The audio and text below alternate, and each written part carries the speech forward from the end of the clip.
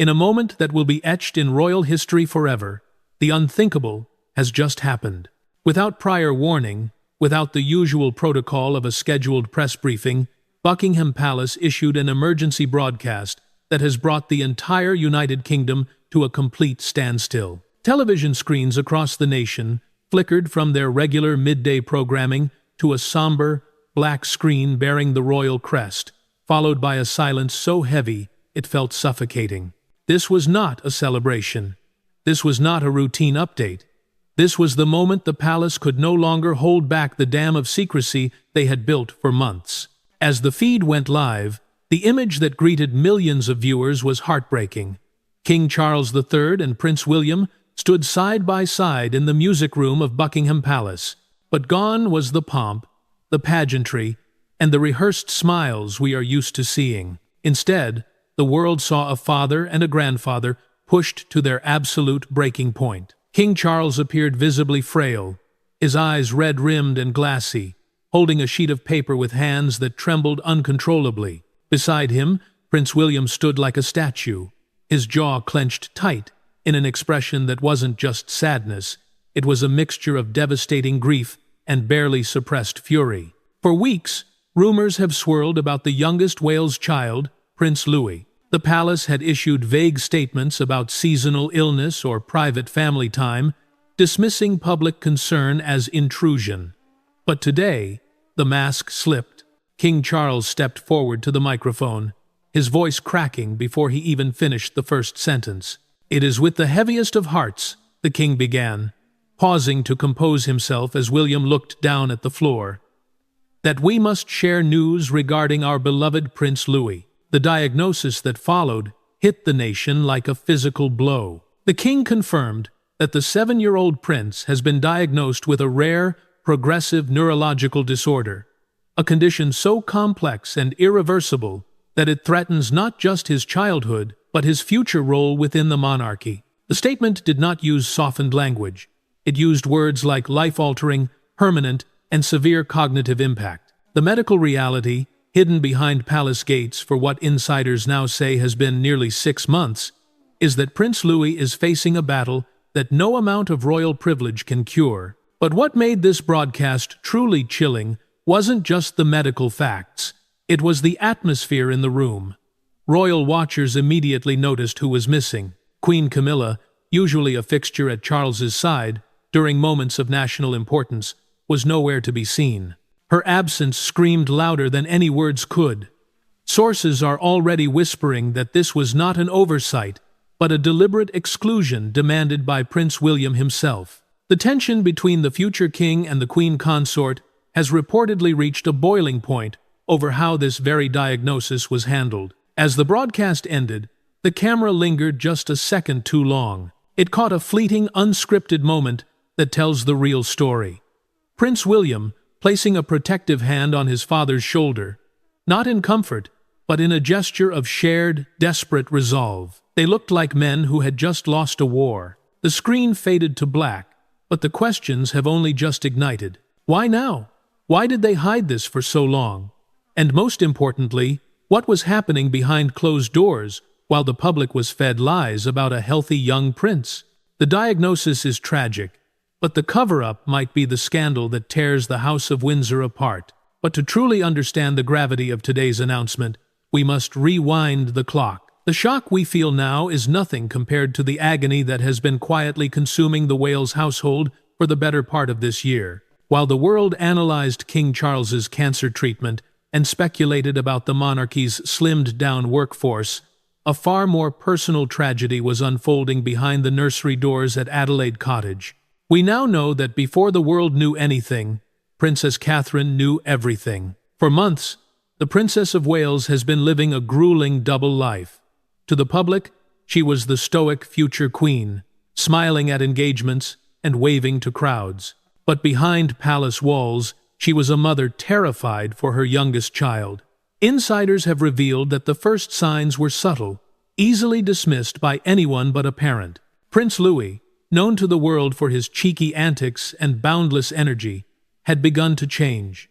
The spark in his eyes was dimming. He became unusually quiet, withdrawing from the playful roughhousing with Prince George and refusing to participate in the outdoor activities he once loved.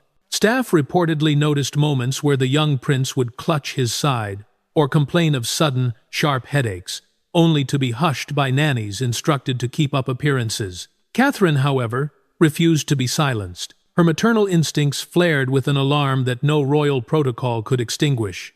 She saw what the institution refused to see. This wasn't just growing pains or childhood fatigue. It was something deeper, darker, and progressively worse. The conflict began almost immediately. When Catherine demanded a full, invasive medical examination for Louis, she was met not with immediate support, but with bureaucratic resistance. Palace aides, obsessed with maintaining the image of stability during the king's own health crisis, suggested a wait-and-see approach. They argued that rushing a young prince to specialists would spark panic and invite media scrutiny the family couldn't afford. In their eyes, optics outweighed urgency. This was the start of the months of silence that have baffled royal watchers. Remember the Easter procession? Prince Louis was conspicuously absent. The excuse given at the time was a minor seasonal bug. We now know that was a lie fabricated to buy time. In reality, Catherine was reportedly engaged in a fierce battle with senior courtiers, demanding that her son's health take precedence over the crown's schedule. Sources say there was a pivotal, heartbreaking meeting in late spring where Catherine broke down. In a rare display of raw vulnerability, she cornered Prince William and King Charles, laying bare the terrifying reality of Louis's condition. "He is fading," she reportedly told them, her voice trembling with a mixture of fear and fury. "And we are pretending it's business as usual." It was a plea for action, a plea for truth, but instead of opening the doors, the palace locked them tighter. They chose concealment over clarity, a decision that would ultimately force William to question his loyalty to the very institution he is born to lead. While Princess Catherine was fighting a lonely battle to protect her son's health, forces larger than her were already moving in the shadows, and at the center of this web of secrecy stood a figure many believed to be merely ceremonial, Queen Camilla. Palace insiders have now blown the whistle, revealing that the Queen Consort was anything but passive during this crisis. In fact, documents and leaked recordings suggest she was the primary architect of the delay, actively working to bury the truth about Prince Louis for reasons that had nothing to do with compassion and everything to do with control. Behind the closed doors of Clarence House, away from the public eye, Camilla reportedly convened a series of discreet, high-level meetings with senior royal advisors. Her message was delivered with chilling clarity. The monarchy, still fragile in the wake of the late Queen's passing and Charles's own cancer diagnosis, could not withstand another blow. She termed it a containment strategy, arguing that the public was not ready for the weakness of a royal child. To Camilla, admitting that the line of succession was compromised by a severe neurological condition wasn't just a tragedy. It was an existential threat to the stability of her husband's reign, and by extension, her own legacy. Instead of transparency, Camilla allegedly authorized a campaign of misinformation. Sources claim she personally signed off on the carefully worded press briefings that dismissed Louis's absence as recovery from a seasonal cold or stress from school exams. These weren't harmless white lies. They were calculated distractions designed to buy time. A former aide revealed that Camilla feared any perception of chaos would shatter the fragile public acceptance she had spent decades cultivating. If the king's reign became associated with genetic crisis and mismanagement, her narrative of stability would collapse.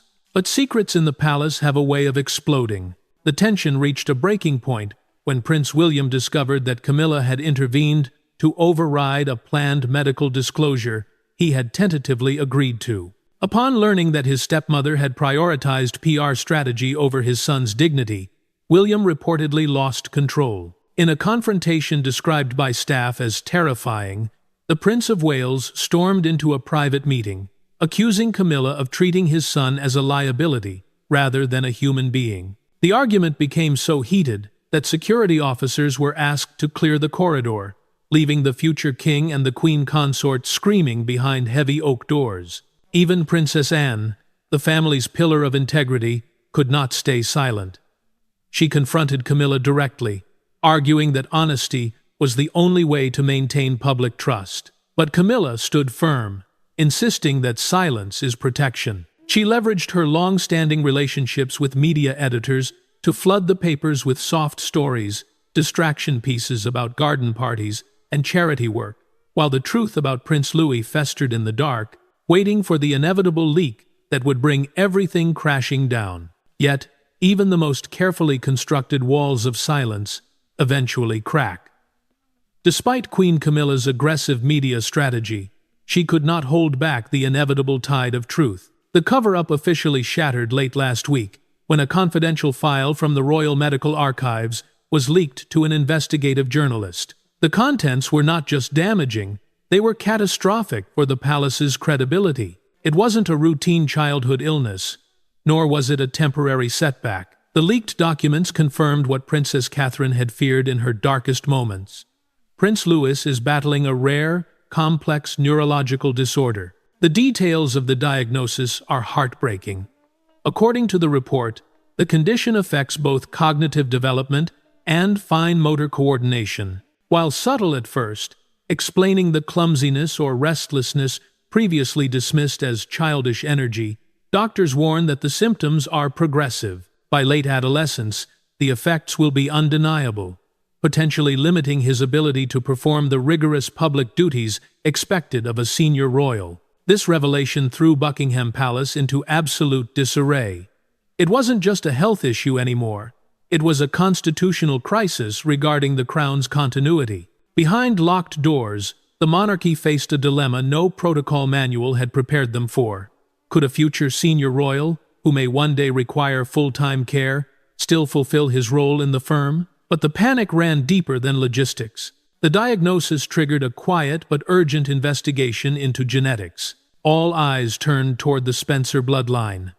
Whispers began to circulate about a dormant genetic thread re-emerging through Louis, prompting a review of Princess Diana's distant family history. What they found only deepened the internal fracture.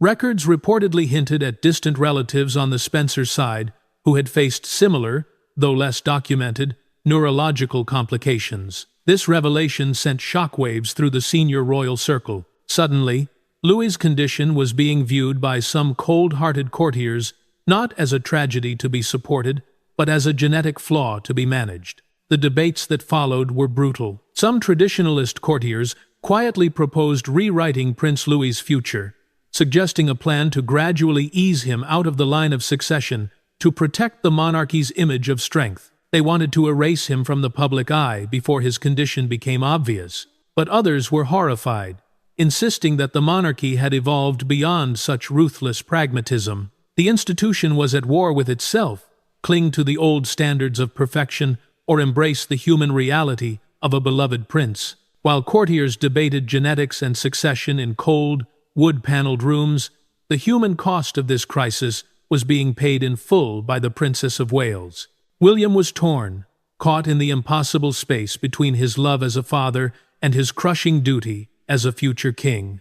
But for Catherine, there was no conflict of interest, only a mother's primal grief. When informed of the containment discussions and the whispers about easing her son out of public life, Catherine reportedly collapsed. According to palace nurses present at Adelaide Cottage, her breakdown was not the quiet, poised weeping expected of a future queen. It was raw, loud, and utterly devastating.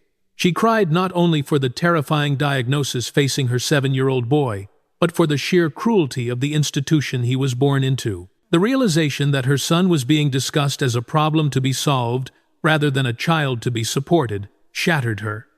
For days following this revelation, Catherine refused all public engagements. She withdrew completely behind the gilded walls, spending every waking hour by Louis's side, holding his hand through the unpredictable neurological episodes that were becoming more frequent. But the silence in the nursery was broken by a moment that would haunt the royal family forever.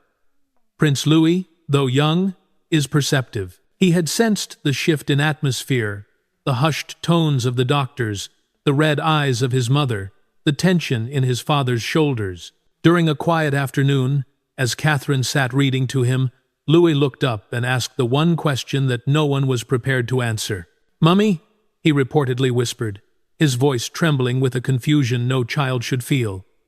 "Will I still be a prince when I grow up?" It was innocent, simple, yet devastatingly brutal. It exposed everything the adults had tried to hide: the fear, the uncertainty, and the silent pain of a little boy who felt his own identity slipping away. The question hung in the air, sucking the oxygen out of the room.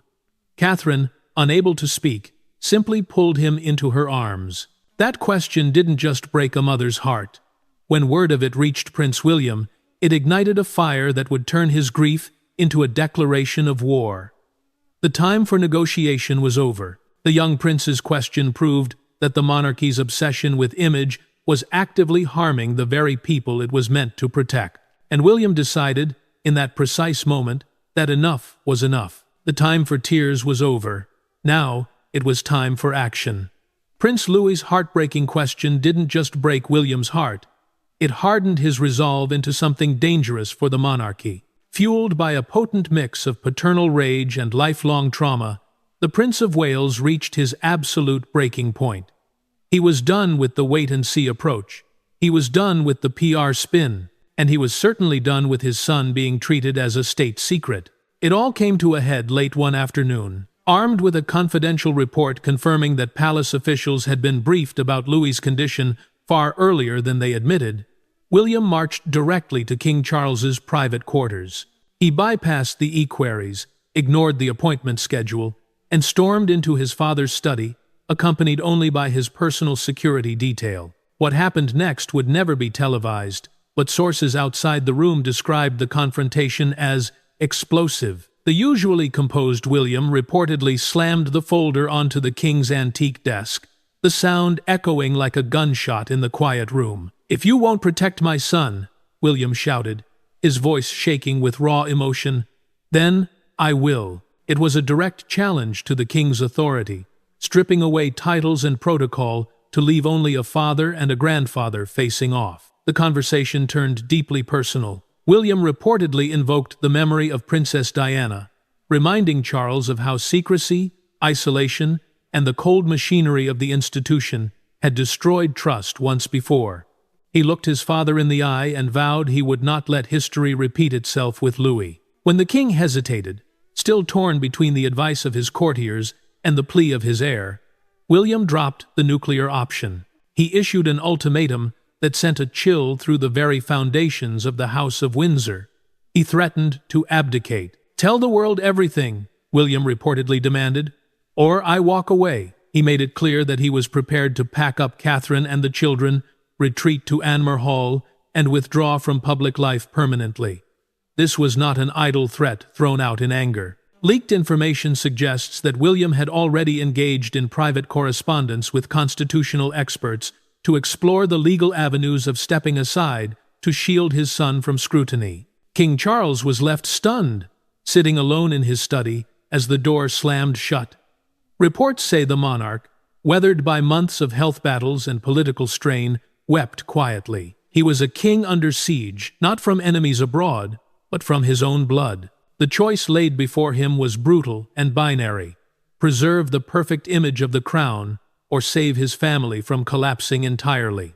While Prince William was waging war in the king's study, another battle was unfolding deep within the bowels of the palace. Princess Anne, the family's most stoic and pragmatic member, had been quietly conducting an investigation of her own. Never one to be swayed by media spin or palace whispers, Anne had grown increasingly suspicious of the official timeline. The evasive answers she received during high-level family meetings didn't add up. Why the delay? Why the sudden silence? Her instincts told her that the rot went deeper than just mismanagement. It was deliberate concealment. Determined to find the truth, Anne turned to the one place that couldn't lie: the Royal Medical Archives. Buried deep within these secure vaults was a document long thought to be sealed or destroyed. Anne requested a formal, unprecedented audit of King Charles's private physician logs. It was a bold move, leveraging her senior royal rank to bypass the usual bureaucratic gatekeepers. It took weeks of persistence and a quiet agreement from a senior legal advisor, but she finally gained access to a restricted section of the records. What she found inside a locked cabinet froze her blood. It was a thin, unassuming file, but its contents were explosive. Stamped on the cover was a date that sent chills down her spine. It predated the current crisis by almost 6 months. This wasn't recent news. Inside, Anne found a signed memo from a senior royal physician detailing early neurological scans and behavioral observations of Prince Louis. The descriptions matched his current condition perfectly, but the most damning detail wasn't the medical data, it was the recipient. The memo was addressed directly to His Majesty, the King. The implication was shattering. King Charles hadn't just been advised to wait by courtiers, he had known the specific medical reality of his grandson's condition for half a year. He had sat across the dinner table from William and Catherine, watched them worry, watched them search for answers, all while holding the truth in his pocket. He had kept his own heir in the dark. For a brief moment, Anne questioned everything she knew about her brother. Was this an act of protecting the crown, or was it cowardice? Anne's loyalty to the institution is legendary, but her loyalty to justice is stronger. She knew she could not bury this. In a move that signaled the end of her silence, she arranged a secret meeting with Princess Catherine away from the prying eyes of staff and security. Behind a locked door in a private wing, Anne placed the file on the table and whispered the words that confirmed Catherine's worst nightmares. "You were right all along." They knew. That moment didn't bring relief. It brought a tidal wave of grief and the bitter taste of betrayal.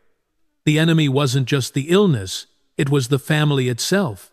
When the dam finally broke, and the public learned just how long the royal family had concealed Prince Louis's condition, the backlash was immediate, visceral, and unforgiving. It started with a single leak, a headline too brutal to ignore. The palace knew. From that moment, the outrage ignited like wildfire across the globe. Social media platforms erupted in a digital storm, with hashtags like #Justice for Louis and #End Royal Secrecy trending worldwide within hours.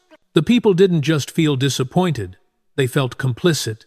They felt betrayed by a family they had praised for dignity, while a child was silently suffering behind gilded gates. The fury quickly moved from the internet to the streets.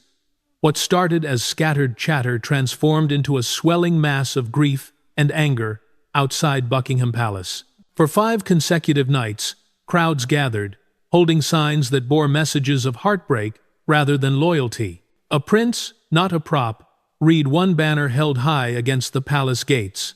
Another declared, "Duty should never silence pain." The chants echoed through the royal walls, penetrating the very rooms where Charles and Camilla sat in crisis talks. This time, no polished press statement could drown out the noise of the people. The media, once cautious and deferential to the new king, turned merciless.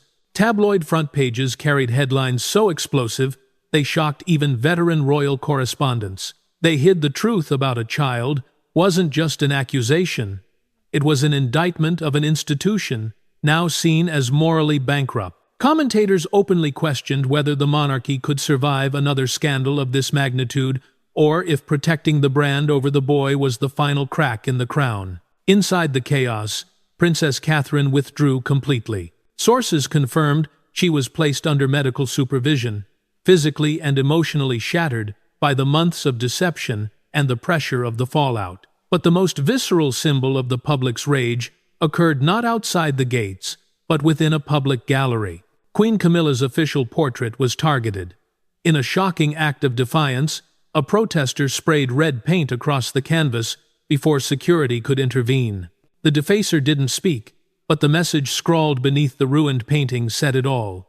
No crown without truth. The monarchy stood on the edge of a precipice, its golden veil torn open, trembling beneath the weight of collective betrayal. Just when it seemed like the monarchy was fractured beyond repair, King Charles made a move that no one expected, a move that would turn absolute heartbreak into a lasting legacy. With the institution in flames and his son's ultimatum hanging over his head, the king realized that the old ways of silence and concealment were not just failing, they were destroying his family. He chose to stop protecting the brand and start acting like a grandfather. In a televised decree that interrupted regular programming for the second time in a week, King Charles stepped into the Grand Council chamber. But the imagery was starkly different from the emergency broadcast days earlier. There were no aides hovering in the background, no queen consort by his side, and crucially, no imperial state crown resting on the table. He stood alone, stripped of the usual pageantry, wearing a simple dark suit. His face was somber, deeply lined with the stress of the past weeks, but his voice was steady, carrying a new weight of conviction. In a moment that stunned critics and silenced the angry crowds outside, Charles declared the immediate creation of a new national initiative, the Royal Children's Foundation. Its mission would be to support children across the Commonwealth facing chronic and lifelong medical conditions, but it was the name attached to it that brought tears to eyes across the nation. It would be permanently known as the Prince Louis Foundation. But the king didn't stop at charity. With the weight of history on his shoulders, he looked directly into the camera and issued a formal royal decree, a binding order that rewrote centuries of tradition. He stated unequivocally that Prince Louis would retain his full royal status, all his rights, and his titles, regardless of his health or future capabilities. He made it clear, Louis was not an exception to the crown. He was a symbol of its evolution. "There will be no hidden heirs," Charles proclaimed, his voice echoing in the silent chamber. "There will be no quiet erasure." In one sentence, he dismantled the cruel debates about succession that had plagued the palace corridors. He reframed the conversation entirely. Disability would no longer be a disqualification for royal duty. To seal this promise, Charles signed a royal warrant on live television, establishing constitutional provisions for all future heirs who may face similar challenges. It was a radical shift. In the eyes of King Charles, the throne was no longer just a pedestal for perfection. It had become a platform for inclusion. Then came the moment that brought the world to tears, dissolving the anger of the past week into a collective wave of emotion. As King Charles concluded his historic speech, he turned away from the camera and looked toward the large glass doors leading to the Buckingham Palace balcony. The heavy curtains parted, and out stepped a family transformed by fire. There stood Prince William, his hand firmly holding Princess Catherine's.